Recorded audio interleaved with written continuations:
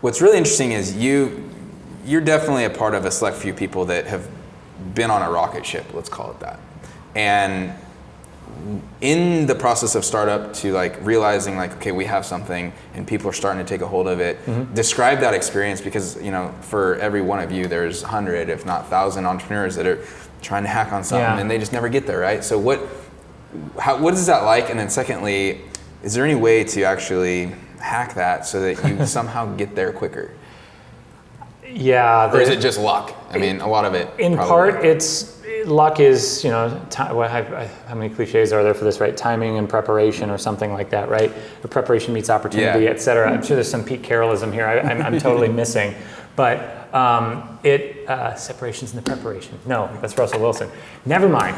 I think it's definitely a matter of chance getting you just the right way, but you're prepared for it because, kind of going back to what I said about my Microsoft experience of almost always saying yes to any reasonable request, constantly giving yourself more at-bats or whatever you want to use as your metaphor for opportunities to have an impact is going to give you a better chance of getting on one of those rocket rides, and really finding a group of people you trust, and going back to the laugh at each other's jokes and complementary skills and the things that make a good founding team, able to kind of yell at each other and then go, yeah, no, I know, that wasn't personal, and move on.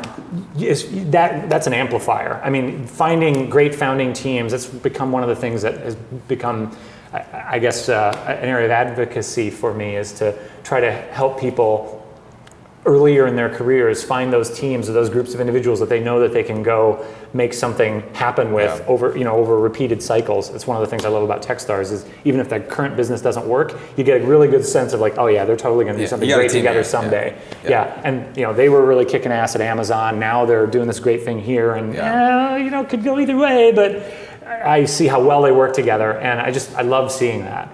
And so back to us, the two startups prior to FeedBurner were rockets that got off the pad a little bit and then either fell over or got caught in midair, or you know, the chute went out and it kind of crash landed, but with some stability. Metaphors. But in the process of launching those missions, I think we got a good sense of like, okay, we do this and that and that in this order. And then you send the viral email out that says, you know, hey, we're testing this new thing to these 50 people who are pretty influential and hope something good happens. And with FeedBurner, it did, you know, we did hit it at seemingly just the right time and had the first mover advantage. There's a lot of that stuff you can't control for. We had first mover advantage on creating this kind of a publisher platform.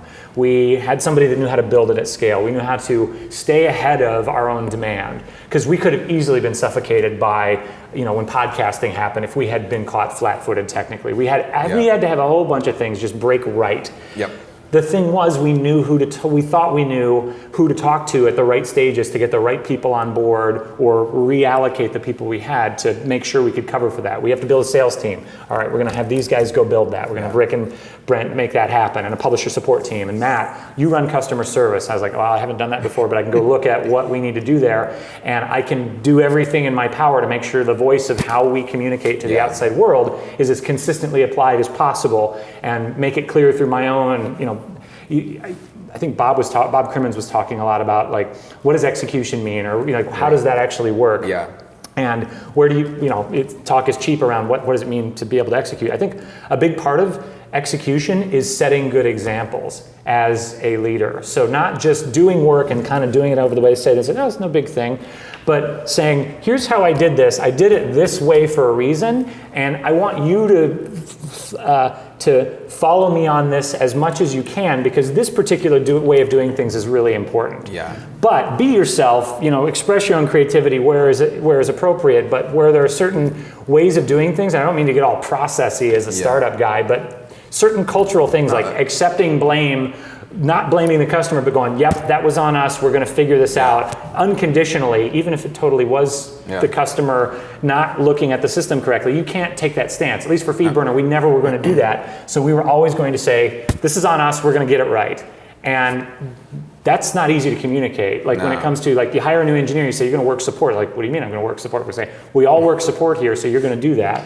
And why? Because look, Dick over there, the CEO, he's doing support emails to investors and others right now. Yeah. I take Tuesdays, Thursdays, and Sundays. You know, we do it this way, or you don't work here. Yeah. And we never had anybody get up and be like, I'm not going to do any more support email. I mean, it was frustrating for all of us to be 8 days a week on that. But we also knew that that was critical to maintaining the brand, maintaining our point of view of like why we built it to work the way that it worked. Yeah. We wouldn't want it to communicate itself any other way. No, I think